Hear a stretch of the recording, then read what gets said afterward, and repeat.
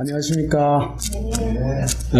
오늘은 최상천의 사람나라 제6강 대일본 제국이 뭘까? 이런 제목을 잡아봤습니다. 우리가 역사상 처음으로 남의 식민지가 돼봤습니다. 35년 동안 식민지가 돼봤는데 우리는 사실 식민지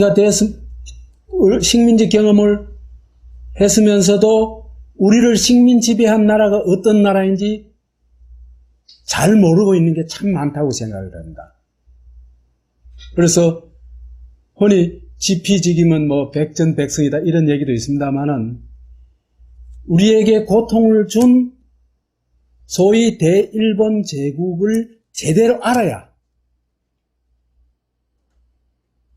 그런 불행을 다시 겪지 않을 수도 있고 또 우리 속에 남아있을지 모르는 대일본 제국의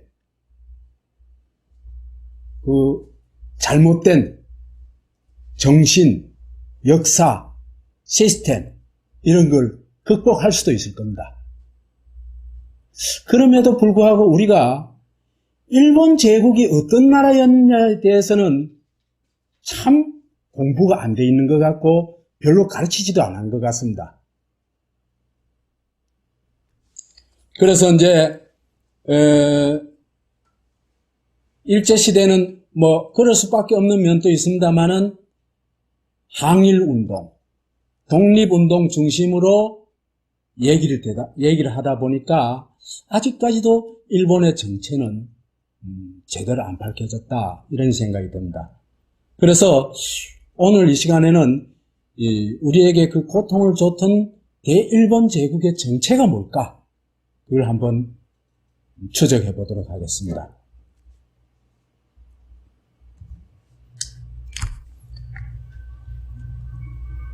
대일본 제국에 여러 가지 측면이 있을 겁니다. 측면인데 가장 기본적인 것은 대일본 제국 스스로를 신의 나라, 신의 국가라고 지칭한다는 것입니다. 그리고 천황을 신적인 존재로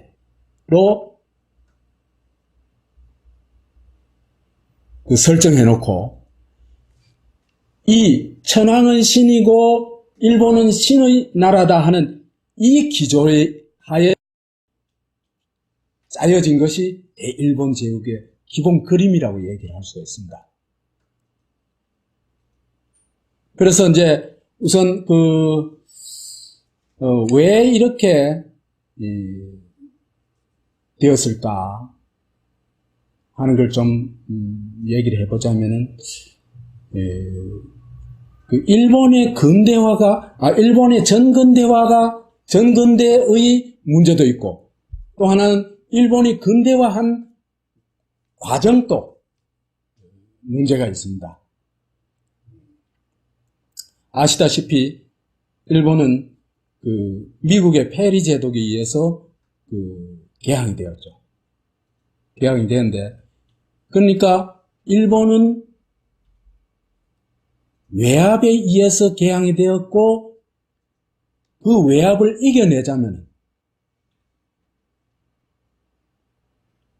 재빨리 산업화를 하고 재무장을 하고 근대화를 해야 되는데 그걸 근대화할 세력이 대단히 빈약했습니다. 그러다 보니까 봉건 세력이 주로 사무라이 하층 무사계급의 하층 세력들이 주도를 해서 이 근대화를 하다 보니까 이게 서구의 근대화와는 많이 다른 모습을 가지게 되었습니다. 서구의 근대화는 어디로 갑니까? 공화제로 가고 민주화로 가죠. 그죠? 그래서 우여곡절이 있습니다만은 영국도 그렇고 프랑스도 그렇고 미국도 그렇고 공화제를 채택하고 아주 이 점진적인 과정이긴 합니다만 민주주의를 실현해 나가는 과정이 됩니다. 그런데 일본에는 이런 걸 주도해 나갈 만한 세력이 없습니다. 아직도 이 사무라이들이 주도하고 있는 사회이기 때문에 이 사무라이들이 주도가 되어가지고 근대화를 추진하게 되면서 그 역주행을 하게 됩니다. 한 사회가 공화제로 나가지를 못하고 거꾸로 절대 왕권을 통해서 강압적으로 근대화를 추구해 나가게 됩니다. 그래서 이렇게 됨으로써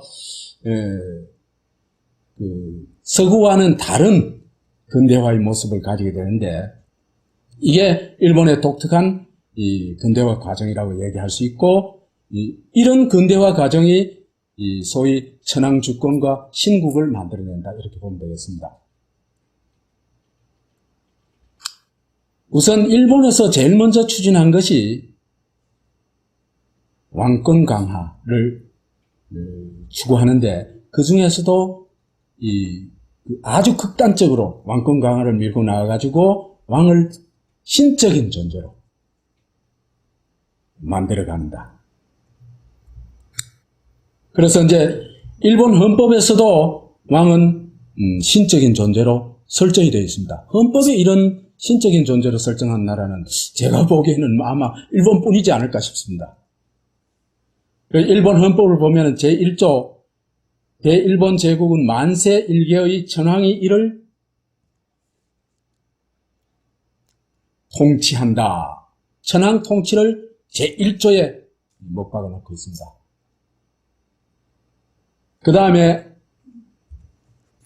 3조에 가면 천황은 신성하여 침해하여서는 아니 된다고 규정을 하고 있습니다. 그러니까 천황을 헌법에다가 아예 신적인 존재로 규정을 해놓고 있습니다. 그래서 대일본 제국의 첫 번째 특징은 천황의 신격화와 천황 주권이라고 얘기할 수 있을 것 같습니다. 우리 대한민국하고는 완전히 거꾸로죠, 그죠? 대한민국은 누가 주권자입니까? 인민이 주권자죠, 그죠? 완전히 거꾸로입니다.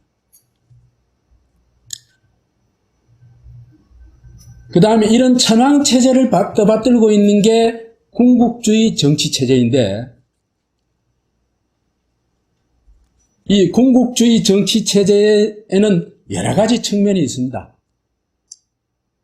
우리가 굉장히 우호적으로 또 좋다고 생각하는 것 중에 하나가 부국강병주의라는 것인데, 나라는 부유하고 국가는 강력한 군사력을 가진 그런 나라를 부국강병이라고 얘기를 할 수 있는데, 이 부국강병은요, 필연적으로 부와 권력의 독점을 할 수밖에 없는 구조입니다. 그렇기 때문에 부국강병 체제가 부국강병을 지향하는 한은 부와 권력이 독점됨으로써 시민은 거의 이 부와 권력에서부터 소외되고 무기력하고 그래가지고 그야말로 통치의 대상이 되어버립니다.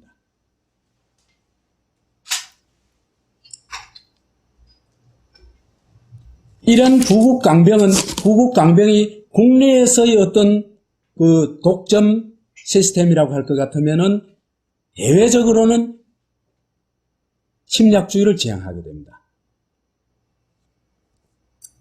소위 팔괭일우라는 것인데, 이 침략주의는 이 침략주의도 갈수록 이제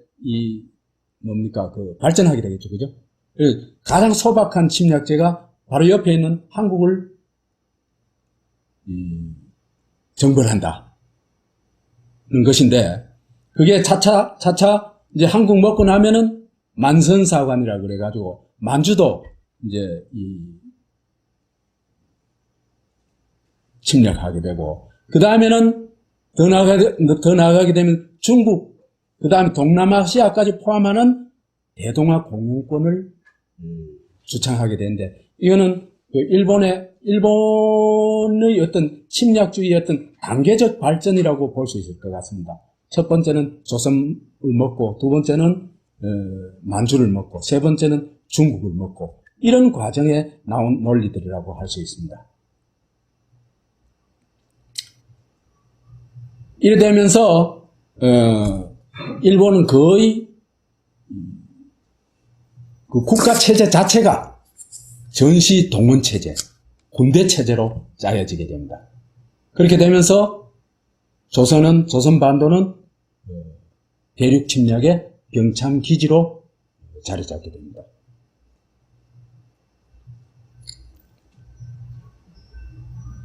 재벌, 그 다음에 경제 시스템에 있어 가지고는 재벌 독점 경제와 일본에서는 흔히 국방 경제라고 얘기를 하는데, 우리말로 하면 군수산업입니다. 군수산업, 병참산업, 이것도 마찬가지 비슷한 말입니다. 그래서 몇 개 가문이 일본 전체 경제를 독점하게 됩니다. 그래서 그게 어떤 방식이냐면 지주회사, 일본의 어떤 오너 가문이 한 지주회사의 주식을 한 50% 가지고 있으면 나머지 거느린 회사에 또 자동으로 지배하게 되는 그런 시스템인데, 우리나라의 그 재벌 시스템이 일본 재벌 시스템이 그대로 모방한 것인데, 일본 재벌 시스템보다 더 오너의 지배력이 더 훨씬 강한 그런 시스템이라고 얘기할 수 있습니다. 그런데 일본의 재벌 독점 경영은요, 이게 한국과는 또 다른 면이 있습니다. 오너 경영이 아닙니다. 대부분 전문가 경영입니다. 그러니까 그야말로 주식회사의 원리에 비교적 적합하게 운영하고 있다, 이렇게 볼 수 있습니다. 그런데 우리나라는 어떻습니까? 2, 3% 지분 가지고 수십 개 회사를 총수 혼자서 지배하죠. 그죠? 그건 주식회사 원리에 전혀 맞지 않는 그 지배 구조라고 얘기할 수 있습니다.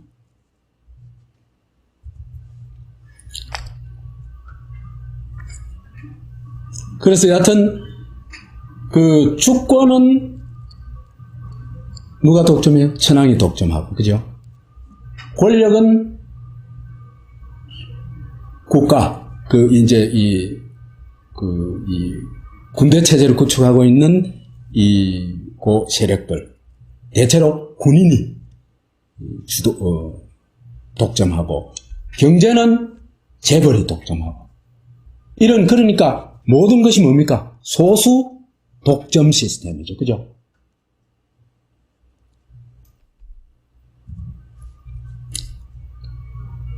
그래서 이제 이 재벌의 독점 상태를 보면은 3대 재벌이 미쓰이, 미쓰비시, 스미모토 이런 3대 재벌이 종전 직전에 총 불입 자본의 23%, 10대 재벌이 금융업의 53%, 중공업의 49%를 차지합니다. 그러니까 일본 경제라는 거의 이 재벌 경제라고 보면 되겠습니다. 아까 전문 경영인 얘기는 말씀드렸죠. 그래서 일본 제국을 떠받치고 있는 두 개의 바퀴가 뭐냐 하면, 하나는 군국주의 국가체제고, 그죠? 또 하나는 재벌 독점 경제체제라고 할 수 있습니다. 이게 떠받치고 있는, 이 바퀴 마차를 올라타고 부리고 있는 사람이 천황이다, 이래 보면 되겠습니다.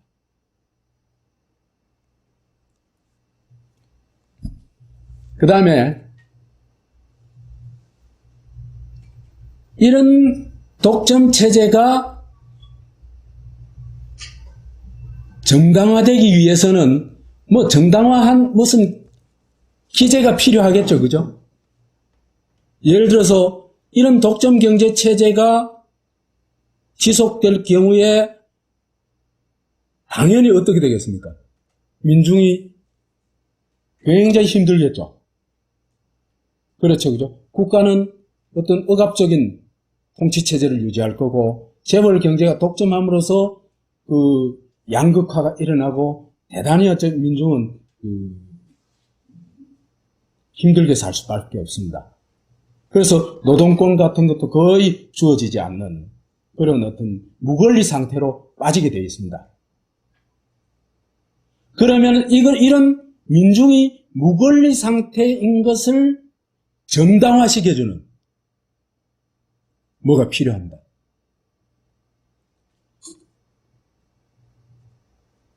그렇게 나온 것이 천황교 원리라고 얘기를 할 수 있습니다.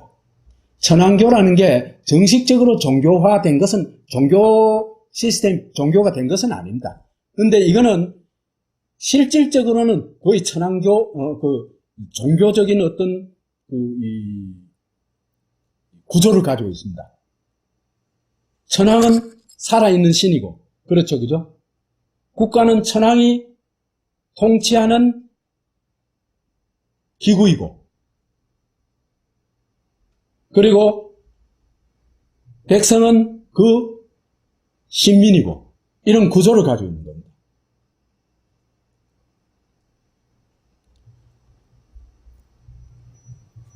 그래서 이러한 천황이 신이고 국가는 신국이고 인민은 황국 신민인, 이런 걸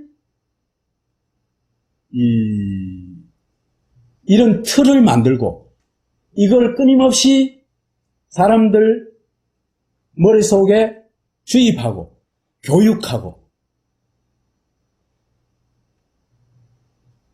하는 역할을 한 게 천황교다, 이렇게 보면 되겠습니다.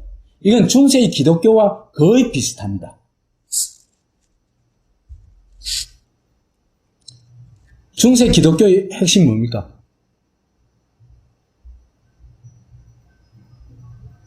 유일신을 설정하죠. 그죠? 신이 한 사람인지 두 사람인지 아는 사람은 있습니까? 아무도 없습니다. 그 어떤 교회 같은데, 그 성당 같은데 가보면요, 이런 걸 써붙여놨어요. 하느님은 당신을 사랑하십니다. 이래서 붙여놨어요. 근데 그 신부한테 물어볼까 싶어요. 당신 그거 어떻게 알았냐고. 그걸 알 것 같으면은, 하나님이 나를 사랑한다는 걸 알 것 같으면은, 박근혜가 7시간 동안 뭐 했는지도 알 거 아니에요. 그죠?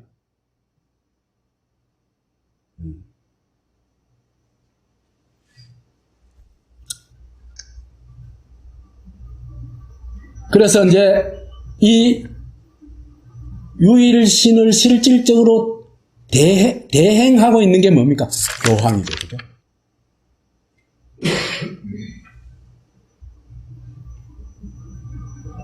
그 다음에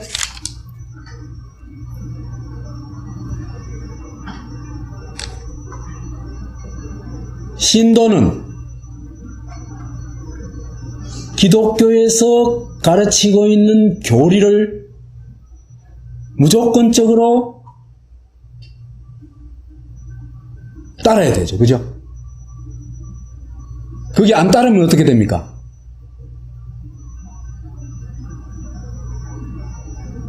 안 따르면 어떻게 되죠? 따라도 안 따르는 건 도저히 견딜 수 없을 뿐만 아니라, 따라도 어떻게 합니까? 종교재판 그래가지고, 그죠? 재판을 해가지고 그 고문을 하면요, 이 이제 중세 고문은 진짜 악랄한데, 그 현대의 고문보다는 훨씬 악랄합니다. 그 유럽 같은데 여행을 가시면은 이 형틀 이 고문했던 도구들 전시해 놓은 게 많이 있습니다. 박물관이 많이 있습니다. 가보면, 지독합니다. 그 이제 대표적으로 종교 재판하고 또 뭐가 있습니까? 마녀 사냥을 하죠, 그죠? 그 사람이 마녀라는 걸 알 수 있는 사람은 사실은 아무도 없습니다. 그냥 마녀라고 찍어버리면 그만입니다. 그래가지고 고문을 통해 가지고 자백하게 만들고 온갖 말도 안 되는 증거들을 들이대 가지고 마녀로 이제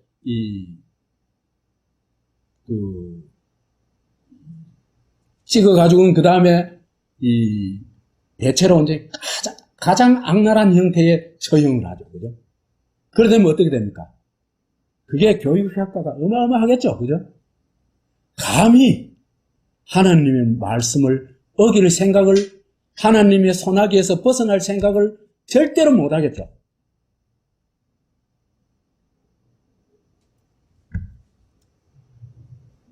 이런 삼위일체 구조를 딱 세팅해 놓은 게 천안교다, 이렇게 보면 됩니다. 그래서 신이다, 천황이다 하는 것은 가톨릭이나 제국주의자나 군국주의자가 권력을 독점하고 인민을 노예화하기 위해서, 신도화, 노예화하기 위해서 만들어 놓은 우상이다, 이렇게 보면 되겠습니다. 이걸 벗어나는데 서구에서 얼마나 걸렸습니까? 이 우상에서 벗어나는데 1000년이 걸렸습니다. 그렇게 그만큼 있잖아요, 그죠? 이 우상은 무서운 겁니다. 신이라는 우상보다 더 무서운 건 세상에 없습니다.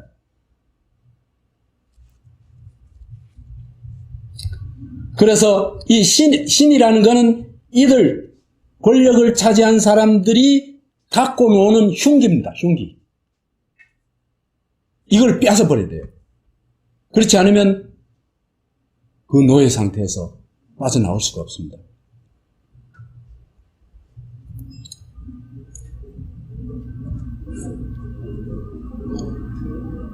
그렇기 때문에 사실은 그죠? 신이라는 거는 이들이 만들어 놓은 제조한 우상이라는 얘기를 했죠. 그죠? 그건 하나의 말에 불과합니다. 신이란 말. 실체가 뭐 있는 게 아니에요, 전혀.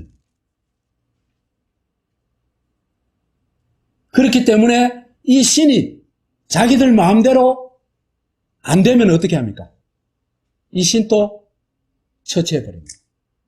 그 대표적으로 당한 사람이 소위 다이쇼 데모크라시를 주도했던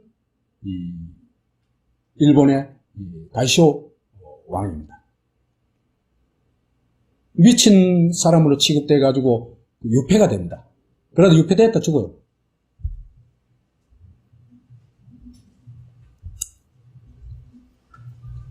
자, 요런 천황신, 그 다음 국가는 신국, 요렇게 만들어 나누면 그 다음에는 인민을 어떻게 되겠습니까? 노예화 해야 되겠죠, 그죠? 그래서 사람들한테 이 천황은 신이다, 그 다음에 일본은 신국이다 는 것을 주입할 뿐만 아니라 여기에는 기독교와 마찬가지로 거대한 적도 설정을 해 놓습니다. 기독교에서의 거대한 적은 뭡니까? 사탄입니다. 그죠?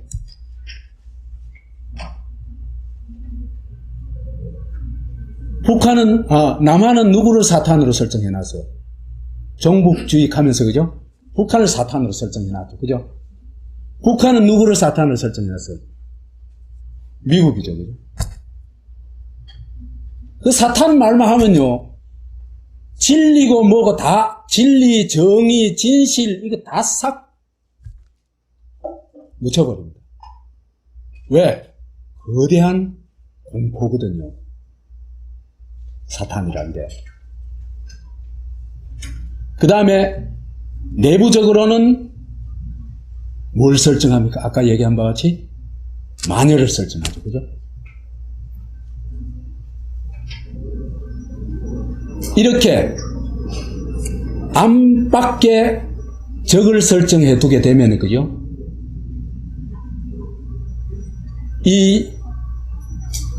천황이다, 일본 군국주의다, 이게 우리를 착취하고 지배하고 하고 하는 악랄한 놈이 아니라 뭐가 됩니까?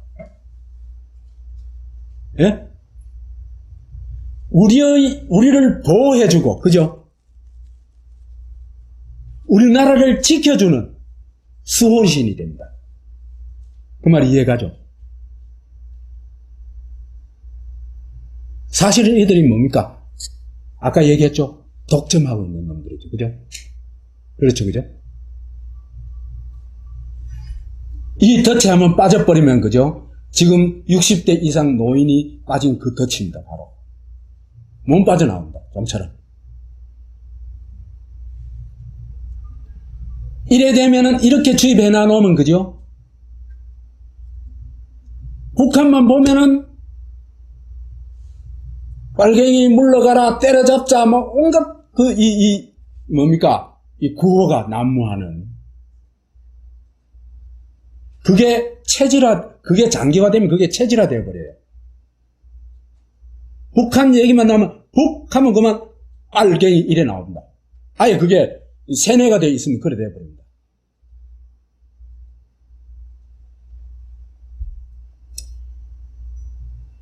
이 시기에 했던 것도 바로 그겁니다.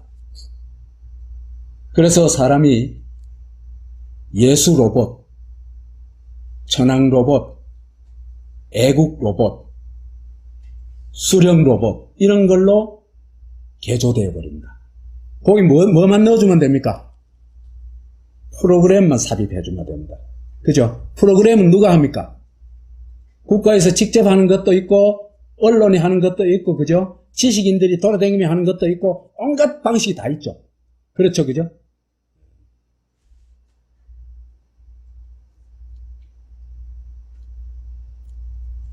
이렇게 돼버리면은, 그죠? 이제 개인은 뭐가 됩니까? 자기가 없어져 버립니다. 그죠? 나의 생각, 나의 고민, 나의 취향, 나의 행복 다 없어져 버립니다. 나는 없어져 보면 뭐가 됩니까? 나는 국가의 시민, 국가의 로봇이 되어버리는 거죠. 그죠? 그래서 소위 사무라이 정신을 가지게 됩니다. 그래 되면 뭐 어떻게 될까?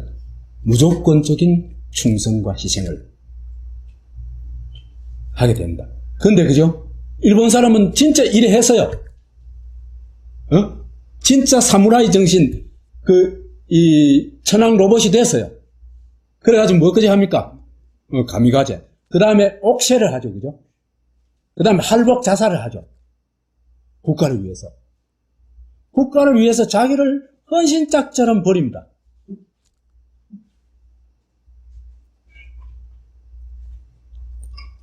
이제 아마도 인류 최초까지는 모르겠지만 하여튼 상당히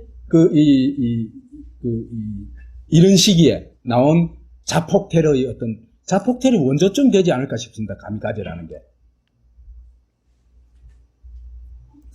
그 다음에 패전광기. 패전했을 때, 그죠? 전쟁이 끝났으면은, 평화가 왔으면 만세를 부르고 오히려 좋아해야 될 거 아니에요. 그죠? 근데, 오직 천황이 불쌍해가지고, 우리나라 할매들이 박근혜가 불쌍해가지고 못 견디라고, 그게 똑같아요. 왜? 왜 그럴까요? 자기라는 게 없기 때문에.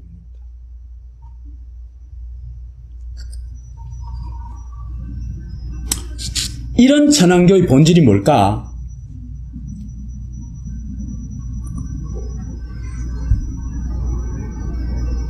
이게 바로 야쿠자. 야쿠자의 핵심이 뭡니까? 하나는 두목 주권이죠. 그죠? 두목이 주권을 가진 시스템이죠. 맞죠? 천황 주권 시스템 맞죠? 그렇죠. 그죠? 그 다음에 꼬봉은 두목과 조직에 대한 무조건적인 충성을 하는 존재입니다. 이 무조건적인 충성을 하지 않으면 어떻게 됩니까? 냉엄한 처벌이 따르죠. 그죠? 조직의 쓴맛을 보게 됩니다. 그래서 인민은 꼬봉이 되고 충견이 되고 신도가 되고 황국신민, 이게 황국신민을 줄인 말이 국민입니다. 그죠? 국민이 되고 로봇이 되고 이래 돼버립니다. 그래서 천황교와 기독교의 근본 문제가 여기서 나오는데 뭡니까? 인간이 인간다운 건 뭡니까? 생각하는 능력이죠. 그죠? 그 다음에 개개인이 주체성을 갖고 있는 거죠. 그죠? 이 인간의 본질을 어떻게 해요? 제거해버립니다.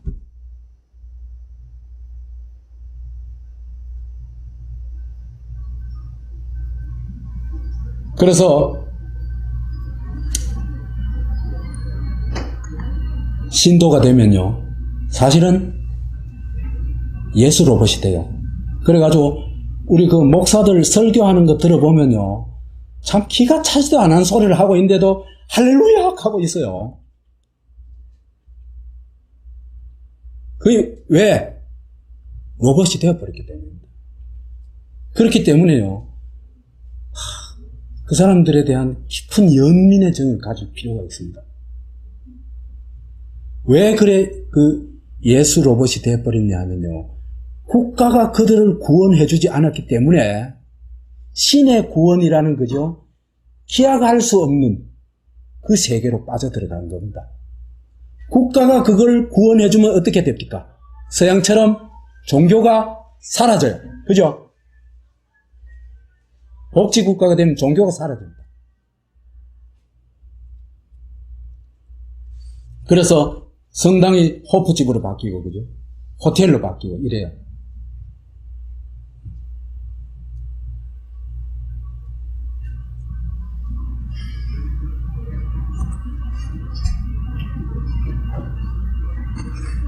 그 천황교도 이하고 똑같습니다. 왕은, 근데 천황교에서는, 그죠? 왕은 사실은 허수아비에 불과해요. 네? 왜 왕을 천황으로 올려놨을까? 저 멋대로 하기 위해서, 그죠? 딱 올려놔놓으면, 그죠? 그, 전하, 이카면서 하지만은, 폐하, 이까지면, 그, 저 멋대로 다 결정해놔놓고, 윤허하여 주십시오. 아니 된다. 못 합니다. 아니 된다 했다는 작살 나는 거예요.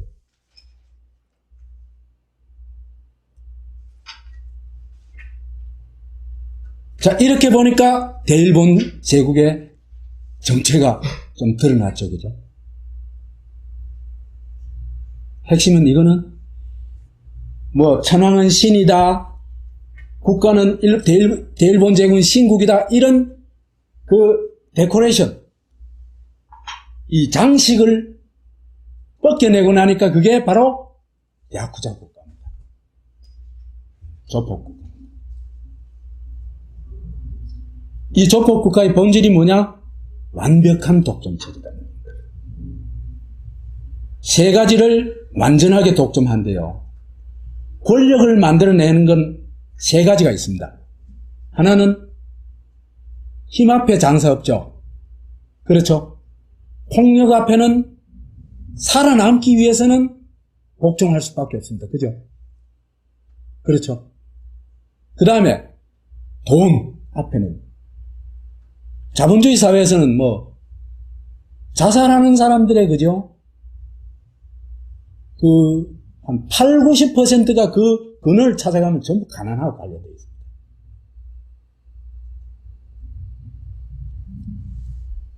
그 다음에 진리. 진리를 독점해버리면, 그죠? 이거는 도저히 이 진리와 다른 생각을 하거나 말을 하거나 거의 불가능해집니다. 아까 얘기했죠, 그죠? 그 진리와 어긋났을 때 어떻게 처벌한다? 종교재판이나 또는 마녀 사냥식으로 처벌하죠, 그죠? 살아남을 수가 없어요. 이 세 가지 중에서도 제일 무서운 게 뭐냐? 뭐예요? 진리의 독점이에요. 이건 우리 나중에, 이 주제는 제가 강의하면서 앞으로 심층적으로 얘기할 주제입니다. 이거를 폭력의 독점, 돈의 독점, 진리의 독점 체제를 무너뜨려야 정말 사람답게 살 수 있는 시스템이 나옵니다. 그런데 이걸 세 가지를 완벽하게 독점해버리면은 거기에 저항할 수 있는 길이 전혀 없죠. 그죠? 저항하면 바로 어떻게 됩니까? 날아갑니다.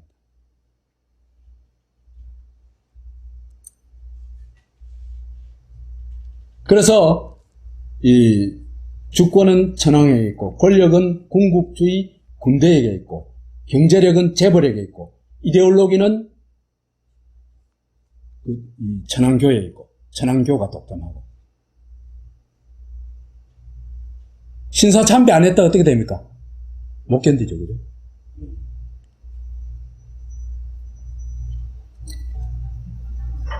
이런 국가는 아까도 얘기했듯이 야쿠자 국가인데, 야쿠자 국가의 특징을 네 가지로 이제 정리를 해봤습니다. 첫째로, 우리나라 조폭하고 사실은 똑같은 겁니다, 이게. 두목 주권주의다. 두목 주권주의가 좀 심화되면 어떻게 되냐 하면요. 서방파에서 그 두목이 누구죠? 이름.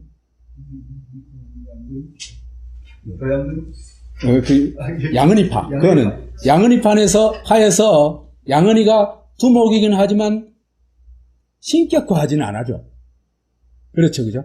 그런데 이게 신격화 단계까지 가게 되면은 이제 일본식으로 되는 겁니다. 천황.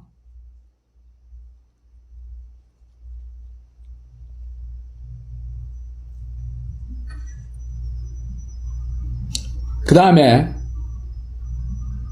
국가 절대주의. 국가가 그 어떤 것보다도 우선하고, 국가의 결정은 절대적인 힘을 가지고, 인민은 국가에 접근할 수도 없고, 그런 시스템입니다. 이럴 때는 뭘 하냐? 국가를 성역화해버립니다. 그럼 못 들어가죠, 그죠?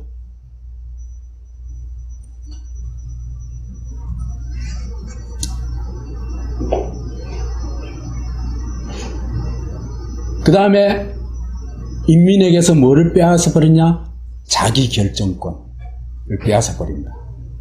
그래가지고 아까 얘기했다시피 국민 만드는 프로그램을 지속적으로 끊임없이, 그죠? 주입하죠, 그죠? 그래 되면은 뭐가 됐냐?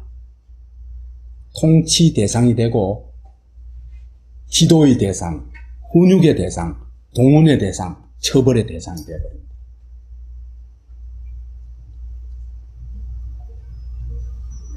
그 다음에 이제 이런 것을 하나의 이념 체계로 종료한 것이 이 천황교라고 얘기할 수 있는데, 천황교의 의뢰들은 수없이 많습니다. 하여튼 일본 왕이 있는 궁궐을 보고 절을 하고 신사 참배를 하고 여하튼 대단히 많은 의뢰들을 제도화해 놔놨죠.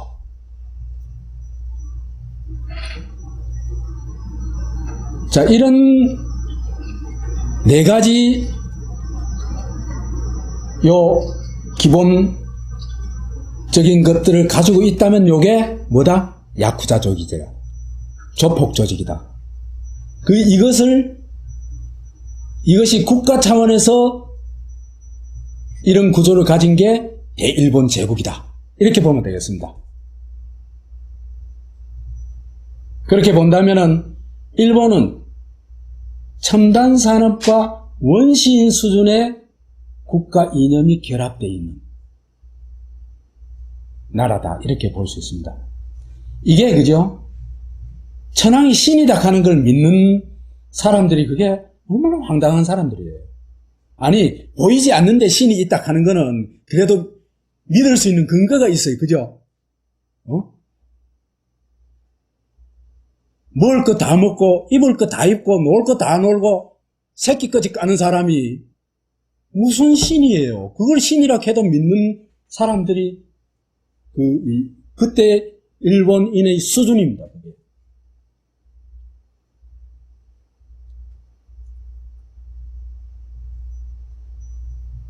그러니까 잠시만 생각하면 저 인간이라는 건 알잖아. 그죠?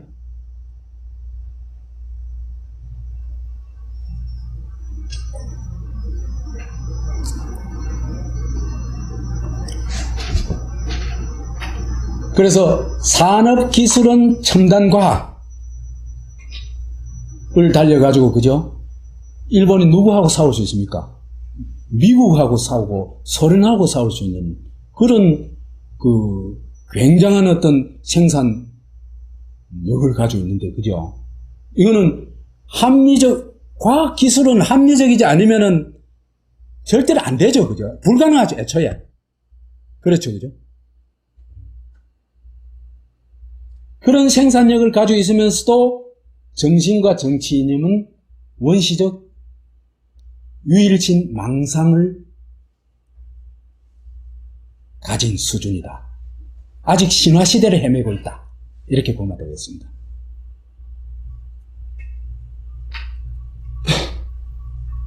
여기서 이제 슬픈 얘기가 하나 나오는데요. 그래도 일본에는 그죠? 독립적 지식인이 살아있었습니다. 이런 엄혹한 시기에 그죠? 가장 필요한 사람은요, 독립적 지식인입니다. 합리적 사고를 할 줄 아는 독립적 지식인이 제일 중요합니다. 왜? 이 허구성을 밝힐 수 있는 사람들은 이 사람들 보이죠, 그죠? 그렇죠, 그죠? 요런 국가야, 천황제라는 건 뻥이야. 그리고 사실은 저건 독점 체제야.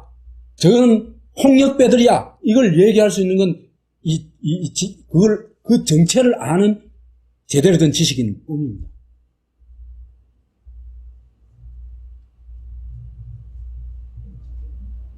여운형이 1919년에 그 3.1운동이 있고 난데 일본에 초청이 됐거든요. 초청이 됐는데 여운형을 여러 군데 가지고 강연을 하는데 이 사회주의 쪽의 어떤 지식인들이 모여가지고 한 1000여 명이 강연을 들었어요. 여운형의 강연을 듣고 거기에서 바로 조선 독립을 지지합니다. 1000여 명이. 조선 독립 만세를 부릅니다.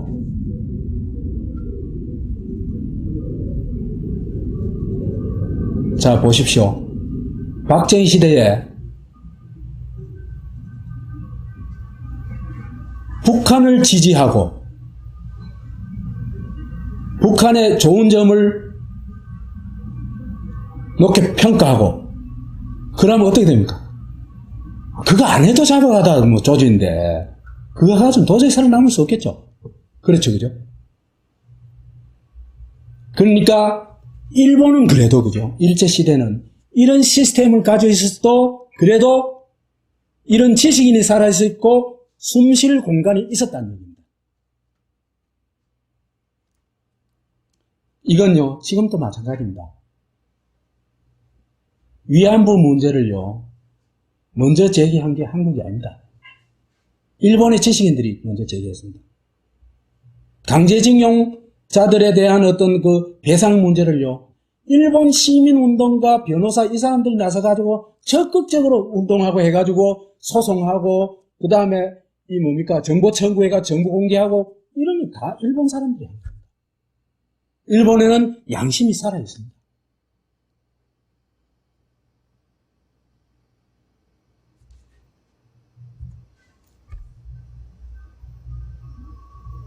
그런데 한국에는 저는 양심이 없다고 생각합니다. 있어도 도저히 찾아내기 어려운 형편이 되어 있다고 생각합니다.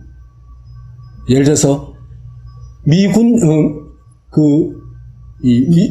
주한미군 지역에 미군 위안부들요 수없이 많았습니다.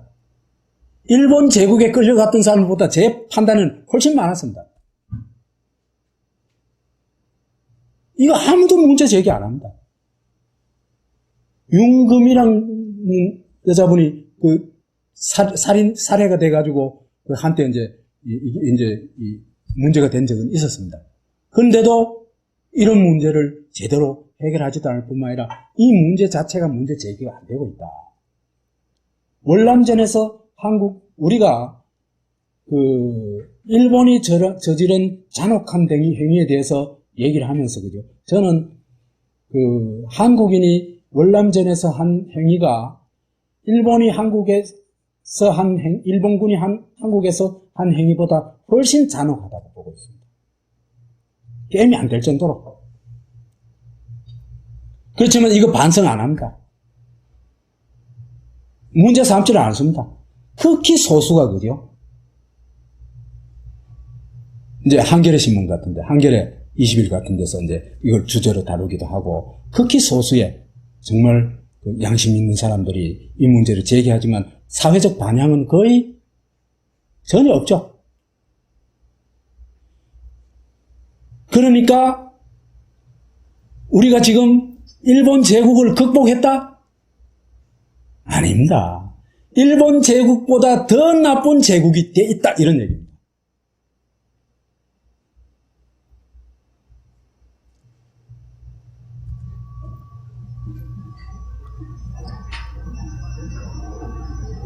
일본의 꼭두각시 천황체제를, 아까 일본의 이 천황 꼭두각시란 얘기를 했었죠, 그죠? 꼭두각시 천황체제를 명실상부한 천황체제로 개조 완성한 인물은 누구일까? 누구겠습니까? 남해는 박정희, 북에는 김일성입니다. 천황제가요, 꼭두각시 천황제가 유신체제, 유일체제에 가게 되면 어떻게 됩니까? 절대 권력이 되죠. 그렇죠, 그죠? 히틀러, 나중에 이제 박정희 얘기할 때 김일성이 얘기도 할 겁니다. 유신체제, 유일체제가 히틀러 체제보다도 훨씬 악독한 체제라는 걸 얘기하게 될 겁니다. 그러니까 일본 천황체제 정도가 아니다. 그 다음에 일본에 천황교가 있었다면요, 한국에서는 태극교, 국기에 대해서 충성맹세하는 게 있지 않습니까? 그죠? 주권자가 자기의 주권을 실현하는 수단인 국가에 대해서 충성맹세를 한다는 게 그게 말이 되는 얘기입니까? 말이 안 되는 얘기죠, 그죠? 누가 나한테 충성맹세를 해야 됩니까? 태극기가 나한테 충성맹세를 해야 됩니다. 할 수 있다면. 대통령이 주권자한테 충성맹세를 해야 되겠죠. 그죠? 우리는 지금 거꾸로 살고 있는 겁니다. 그죠? 그 다음에 북한은 재벌 경제를 갈 것도 없고 군사체제죠. 북한 체제 자체가 일본보다도 훨씬, 대일본 제국보다 훨씬 강력한 군사체제입니다. 그죠? 그 다음에 남한에서도 박정희 시대 군사정권이었죠. 그죠? 그 다음에 재벌 경제였죠. 북한하고 똑같습니다. 일본하고 똑같습니다. 그 다음에 일본에 치안유지법이 있었다면 우리나라에는 국가보안법이 있습니다. 똑같습니다.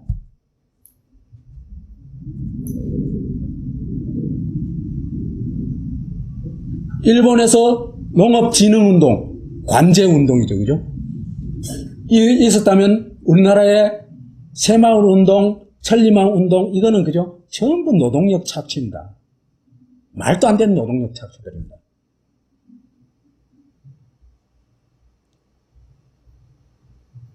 일본에 교육 치거가 있었다면 우리한테는 국민교육 현장이 있었습니다. 국민교육 현장 왜 나가죠? 네. 우리는 민족 중흥의 역사적 사명을 띠고 이 땅에 태어났다.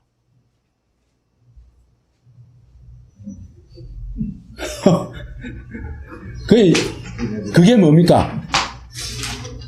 너 인생은 너 인생이 아니야 이겁니다. 그죠? 그죠? 국가에서 이런 사명을 부여해서 그래 너는 이래 살아 이겁니다. 그게 국민으로 만들어버린 겁니다. 처음부터.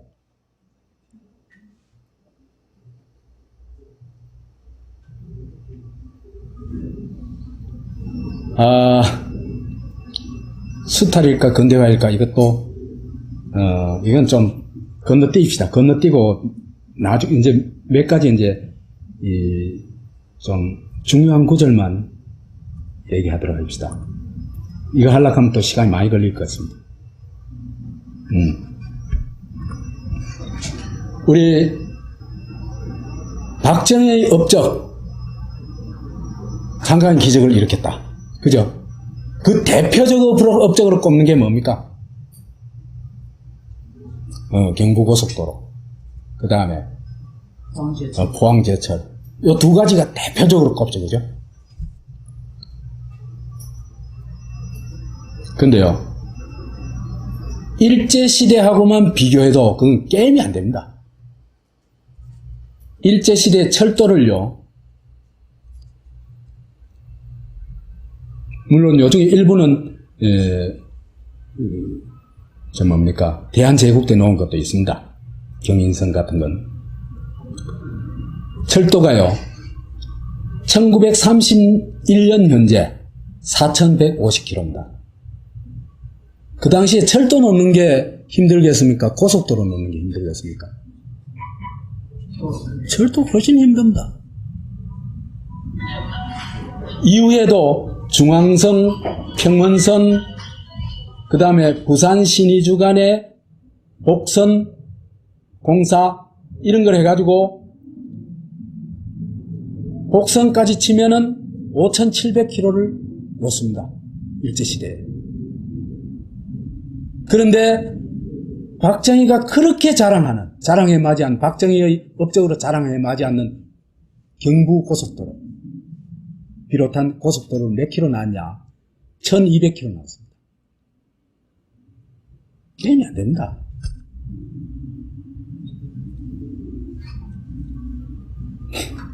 저 경우에, 그죠? 히틀러 그 경우에 우리나라 아우토반하고, 우리나라 고속도로하고, 독일의 아우토반하고 어느 게 더 난공사고 튼튼하게 나왔겠어요? 게임이 안 되겠죠, 그죠? 근데 히틀러가 집권해가지고 단 5년 만에 아우토반을 3,000km 건설합니다.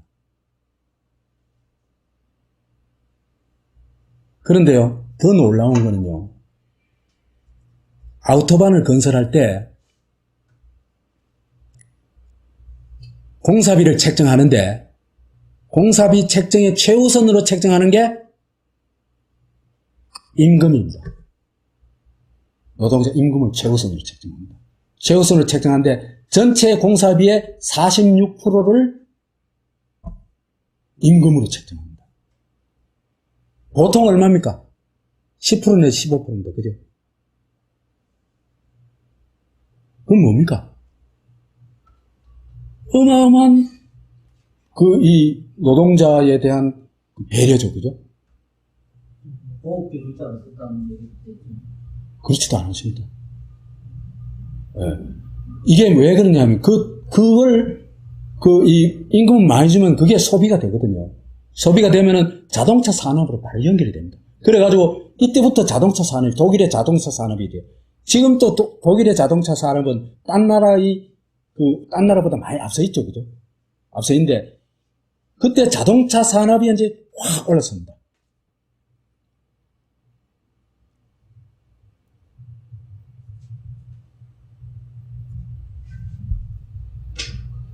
그 다음에 중화공업, 이런 계획이죠. 박정희 시대하고는 비교도 안 될 정도로 많이 이루어집니다.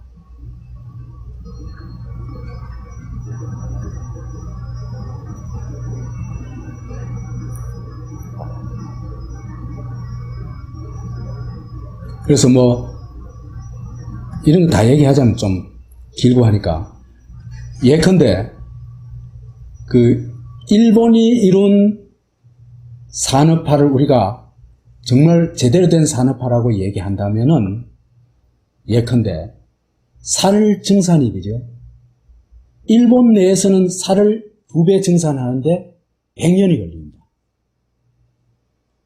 기후 조건이 거기 좀 달라서 그렇긴 하겠지만은, 조선에서, 그죠? 1910년도에 1200만 석을 생산했는데 30년대 평균이 1700만 석, 1937년도에는 2680만 석. 그러니까 27년 만에 2배 되나? 2.3배쯤 되나? 그래, 증가합니다. 그 다음에요, 부산항 개발하는 데는요, 그때 당시에 동양 최대의 항구를 개발했어요. 그러니까, 그렇기 때문에 우리가 지금 일본 제국의 지배는 축복이었다, 이렇게 하면 되겠습니까? 그게 말이 됩니까? 왜? 이건 누구를 위한 거였습니까? 일본의 자본가, 그 다음에 일본의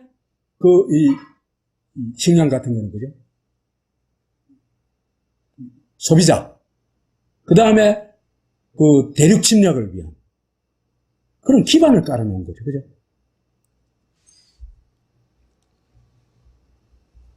한국의 경우에도 똑같이 재벌 중심의 산업화를 했는데, 박정희의 산업화는 이거보다도 훨씬 규모가 작고, 그 다음에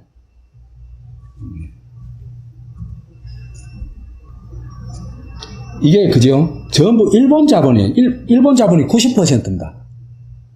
그러니까 이게 우리나라 산업화가 아니에요. 자, 이렇게 봤을 때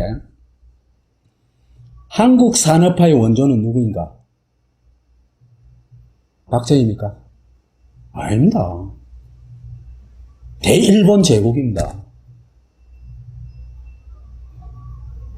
그리고요, 산업화를 좀 했다고 그 사람을 영웅으로 받드는 그런 나라는요, 한국뿐입니다.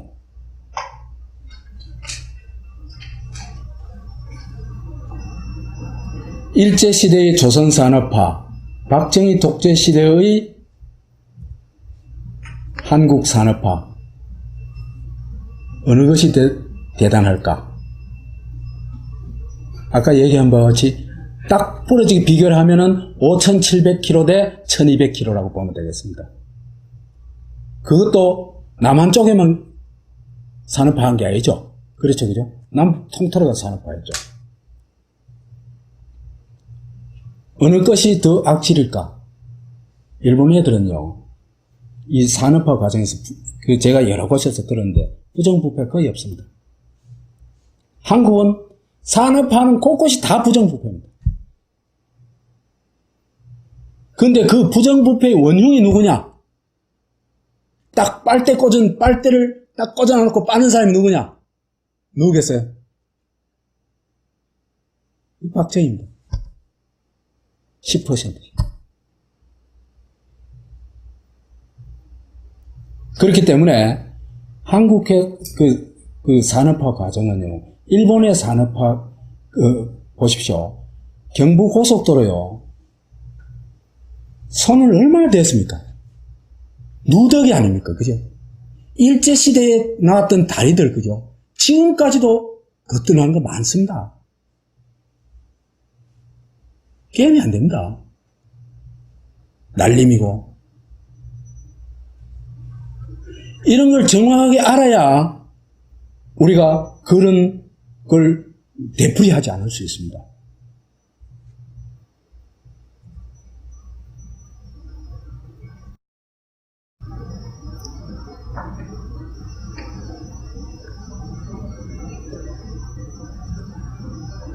흔히 일본이 우리를 근대화시켰다 이렇게 얘기를 하는데 이제 식민지 근대화론이죠. 그죠? 그거는 근대화에 대한 이해가 너무 부족해서 그렇습니다. 근대화라는 게 핵심은 뭐냐 하면요. 신화적 사고, 경험적 사고에서 벗어나가지고 합리적 사고, 과학적 사고에 기초한 그 사회의 재구축입니다. 그렇기 때문에 옛날에는 신전이 엄청난 기념물이었죠. 그죠?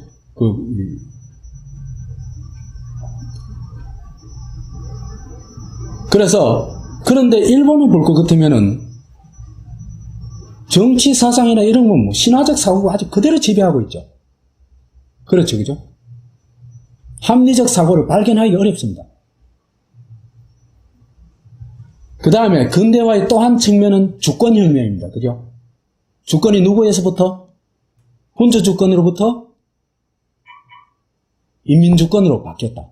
그게 핵심입니다. 그죠? 처음에는 누구한테는 소수만 주권을 가졌죠. 그죠? 예를 들면 그 유산자, 부좌지들만 세금 얼마 이상 내는 사람, 남자. 그 다음에 이게 차차차차 확대돼가지고 남자 보통 선거가 이루어지죠. 그죠? 남자는 뭐 20세 이상, 21세 이상 되면은 다 선거권, 투표권을 가지는. 그 다음에는 남녀 투표권을 가지는. 이런 식으로 발전돼 나가죠. 그죠? 여하튼 그 주권이 군주주권에서 인민주권으로 바뀐 것, 그것이 근대화의 핵심적인 측면이다. 이래 얘기를 할 수 있습니다. 근데 일본은 어디로 갔습니까? 완전히 거꾸로 갔죠. 그죠? 군주주권을 절대화하는 정도를 넘어가지고, 아예 군주를 신격화해버렸죠.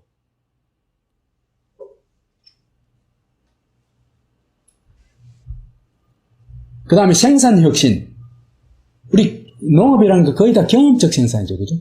매년 계속 반복하다 보니까, 그죠? 그 반복에서 오는 어떤 이 축적된 어떤 기술이 있죠. 그죠? 그 경험적 생산인데, 그 산업화가 되게 되면 이게, 그죠? 과학 기술적 생산으로 바뀝니다. 그래가지고 과학 기술에 기초해가지고 기계를 많이 만들어내죠. 그죠? 그래서 기계제 생산으로 바뀌는 거죠. 이거는 일본도 그대로 따라갔습니다. 그죠? 그 다음 또 하나의 측면은 근대화가 되면 근대화는 인간 해방의 과정입니다. 그래서 인간 해방이 제일 먼저 해방되는 게 누구냐 하면은 그래도 여성이 해방됩니다. 남성의 지배로부터 그 해방이 되면서 여성은 어떤 존재였습니까? 가족적 존재였죠. 그죠? 가족 내에서만 존재하는 그 남편의 거의 소유물이나 비슷한 존재였습니다. 그렇기 때문에 여성은 자기 이름이 없었죠. 그래서 관계적 존재로 살았습니다. 관계적 존재라는 게 뭡니까? 남편의 아내, 딸, 며느리, 엄마, 이렇기 때문에 이름이 없었어요.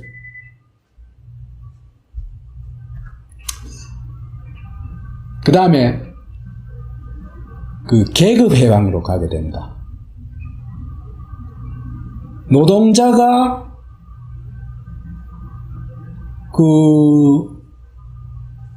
어떤 형식으로든지 회사의 의사결정에 일정한 의사결정에 참여할 수 있는 권리를 보장하는 겁니다.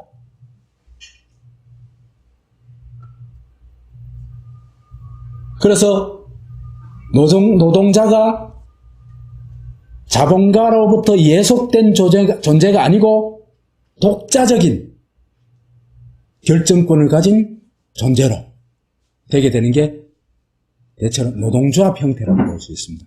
그래서 노동 3권이 보장이 되죠. 그죠? 그 다음에 개인으로 해방이 됩니다. 한국이 지금 굉장히 빠른 속도로 개인 해방으로 가고 있죠. 그죠? 그래서 옛날에는 어떤 조직의 서열 속에 있었기 때문에 나이가 조금만 많아도 있잖아. 그죠? 너 이리 와. 하는 게 됐죠. 그죠? 그렇죠. 그죠? 지금은 극하면 좀 미쳤나 봅니다. 그래, 이제, 개인으로 이제는 독립했기 때문에 어떤 나의 일방적인 요구나 명령이나 그런 거는 안 통합니다.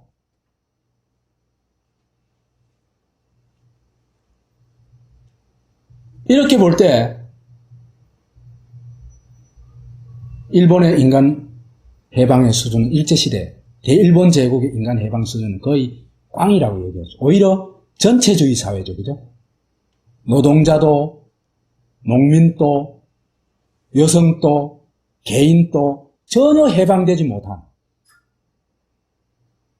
해방이 아니라 천황의 로봇이 돼버려요. 그런 사회죠. 그죠? 그러니까 이거는 근대하고는 완전히 거꾸로 간 막장사회라고 얘기할 수 있습니다.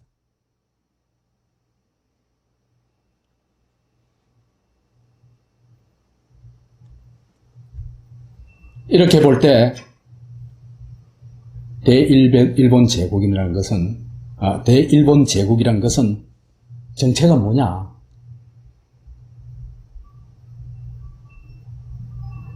야쿠자 체제였죠. 그죠? 그리고 대일본 제국에 사는 사람들의 모습은 뭐냐? 여성 해방도, 계급 해방도, 개인 해방도 안 된 존재, 그죠? 오히려 어떤 면에서 볼 것 같으면 인간으로 진화조차 못한 존재다. 이렇게 얘기를 할 수 있습니다. 왜 그래요? 세뇌된 것을 벗어나지를 못하기 때문입니다. 세뇌된 것을 벗어나지 못하는 것은 원숭이도 세뇌시키면 세뇌가 되죠. 그렇죠, 그죠? 우리 동물원에 이 동물들 훈련시키는 거 아시잖아요, 그죠? 어떤 신호를 주면은 또는 어떤 음을 주면은 어떤 먹이를 주면은 거기에 따른 행동이 딱 나오죠, 그죠? 이런 인간을 만들어 나가는 겁니다. 그래서 대일본 제국은 비행기를 모는 일본 원숭이들이다. 이런 얘기를 할 수 있습니다. 그게 가미가제의 모습이죠.